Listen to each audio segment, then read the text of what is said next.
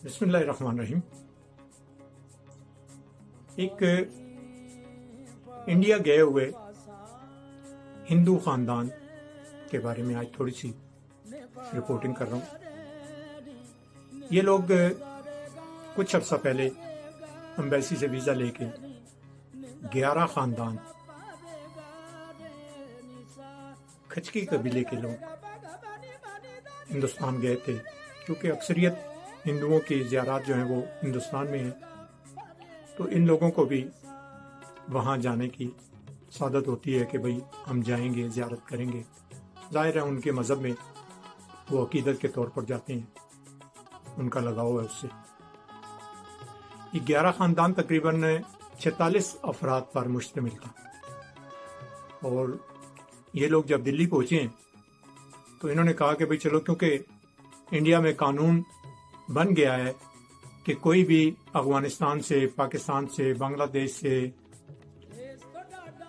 इन 4-5 मुल्कों से कोई भी गैर मज़हब यानी मुसलमान नहीं, बाकी गैर मज़हब जो हैं वो अगर आके इंडिया में नेशनलिटी लेना चाहते हैं तो ये उन्हें इजीली देंगे और उन्हें एक्सेप्ट करेंगे।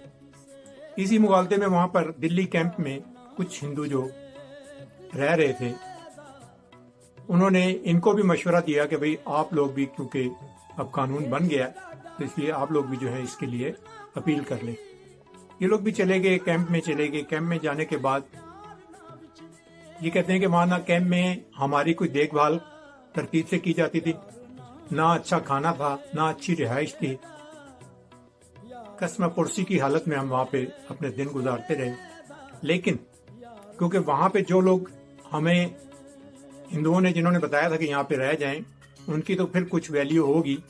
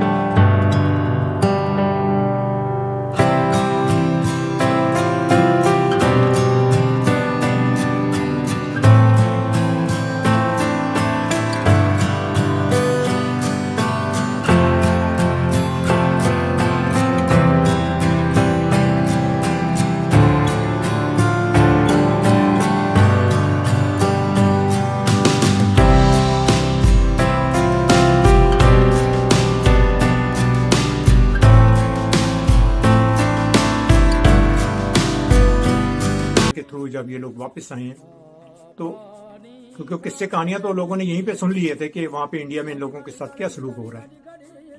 उसी के एवज फिर वो वहां के जो इनके अपने अजीज व कारिब थे, उन्होंने फिर इनकी वापसी पे बल्कि इनका इस्तकबाल किया। यानी उन्हें ये नहीं कहा कि भाई तुमने वहां जाने की हिम्मत तो की थी, क्यों की थी और क्यों, बुरा भला नहीं कहा, बल्कि उन्होंने कहा ठीक है तुम घर वापस आ गए हो, ये भी तुम्हारा अपना घर है। तो उन्हें अच्छे तरीके से वेलकम किया।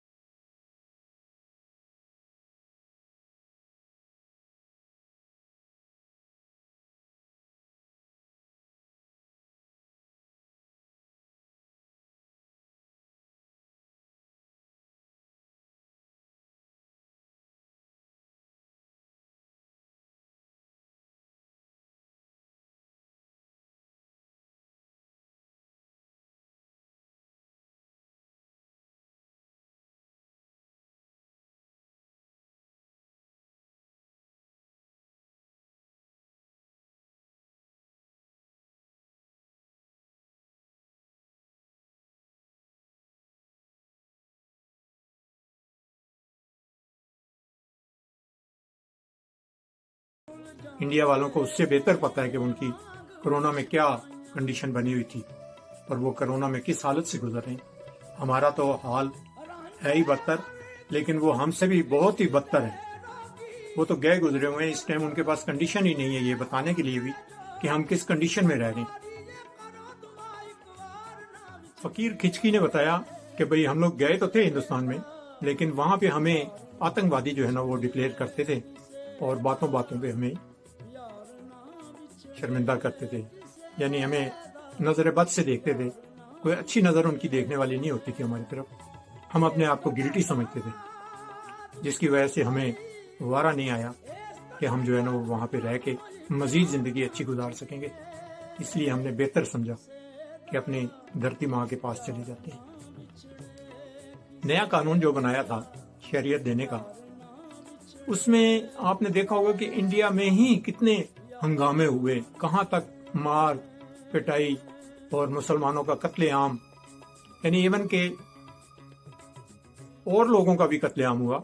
मुसलमानों का तो बेतहाशा हुआ, उनकी मस्जिदें जला दी गईं, उनके घर लूट लिया गया और घरों से भी बेघर कर दिया गया।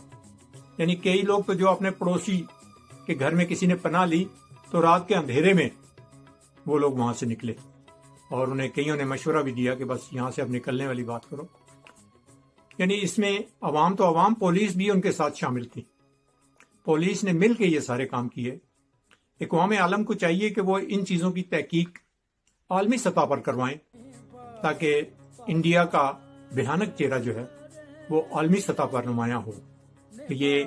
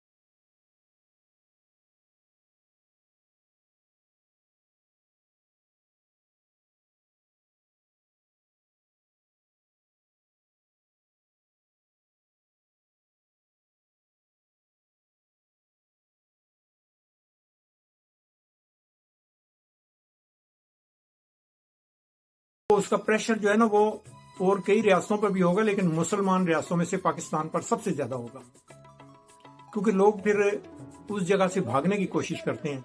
तो जाहिर है जहां पे एक इस्तेकाम है, मुस्तहकम है, बांग्लादेश जैसे है, इन साइडों पे लोग जो है ना वो भागेंगे, तो ये दूसरे मुल्कों पर काफी बोझ बनेगा। मैं भी चाहता हूं कि जो मुल्क जहां पे भी है, जैसा भी है, अच्छा है बुरा है, वो अपनी जगह खड़ा रहे, कोई किसी को गिरता हुआ देखने में खुशी न महसूस करे। मुझे इजाजत दीजिए।